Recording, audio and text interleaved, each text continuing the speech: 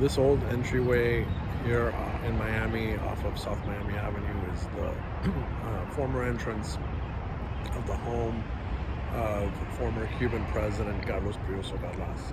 Carlos Prioso Carras was president between 1948 and 1952. He was democratically elected, and he was ousted in a coup d'etat led by former president General Fulgencio Batista Saldivar. At the time, in 1952, Batista was actually a Cuban senator, but he still had his military ties, supporters, and staged a coup against Prio. Prio was ousted. Prio went into exile in Mexico and eventually came here to Miami, where he owns the home that used to be on this plot here that's being constructed. The home was demolished.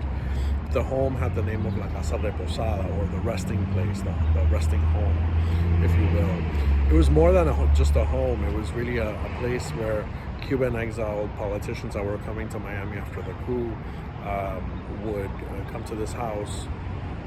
They would meet, they would discuss plans to oust Batista, try to raise funds, and organize expeditions to raise, to basically oust Batista, overthrow Batista in Cuba.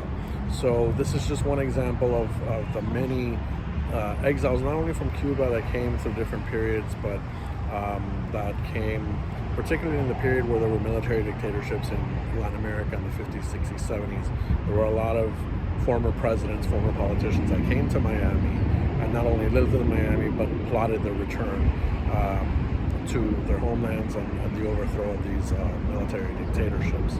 So what's left today of that story here is this old gate, the wall that goes around the block, made out of coral rock, which is somewhat protected in some way, but it gives us a glimpse as to what Miami used to be, and the place that Miami held in terms of migrations and exile movements who were struggling for democracy in Latin America in different eras, particularly in the 20th century.